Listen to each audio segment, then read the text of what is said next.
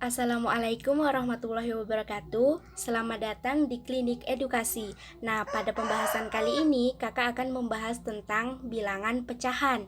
Pertama, kita harus tahu terlebih dahulu apa itu bilangan pecahan.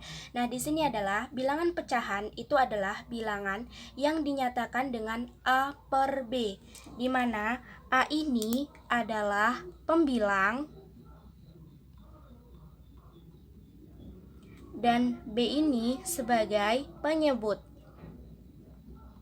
Nah, B ini dia sebagai penyebut tidak boleh 0. B ini tidak boleh sama dengan 0. Nah, ilustrasinya bisa kakak gambarkan seperti ini. Misalnya kakak punya persegi.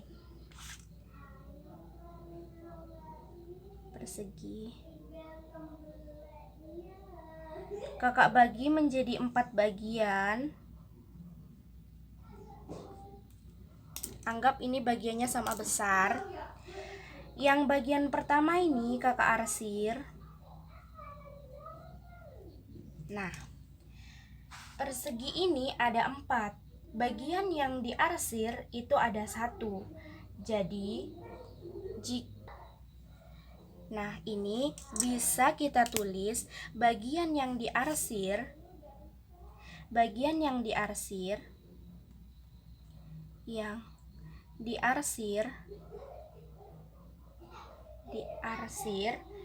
adalah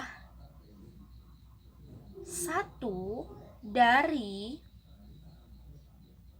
4 bagian. Nah, maksud dari 4 bagian ini ada persegi dibagi 4. Bagian yang diarsir 1 dari keempat bagian ini, atau bisa kita tulis dengan 1/4. Dibaca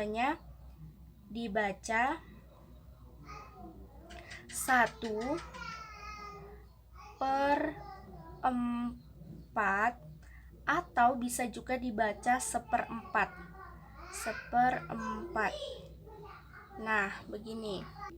Nah, dari 1/4 ini yang pembilang itu adalah angka 1. Ini sebagai pembilang, 4 ini sebagai penyebut.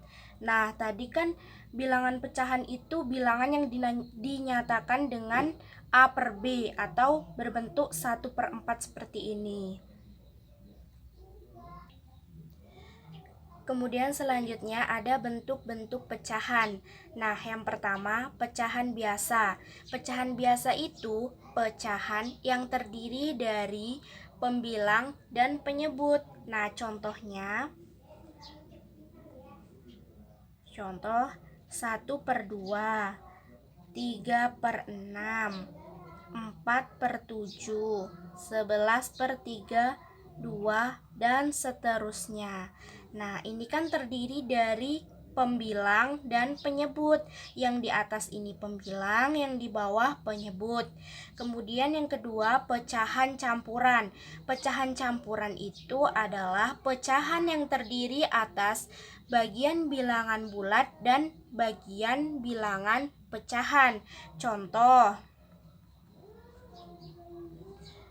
Contohnya adalah 1/5/7. Nah, dia kan terdiri dari bagian bilangan bulat dan bagian bilangan pecahan. 1 ini dia merupakan bagian bilangan bulat, sedangkan 5/7 ini merupakan bagian bilangan pecahan. 1 ini bagian bilangan bulat, 5/7 ini bagian bilangan pecahan. Kemudian yang ketiga, pecahan desimal. Pecahan desimal yaitu bilangan pecahan yang ditulis dengan tanda koma.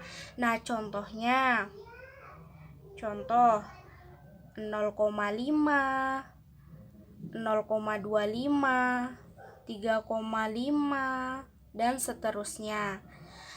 Kemudian yang keempat, persen. Persen itu bilangan pecahan dengan penyebut 100. Contoh Misalnya 10%. Nah, dia kan persen itu pecahan dengan penyebut 100. Nah, 10% ini bisa ditulis dengan 10/100. Contoh lagi ada 35%. Ini bisa tulis 35/100. Makanya persen itu dibilang pecahan dengan penyebut 100 karena bentuk persen bisa diubah menjadi pecahan biasa.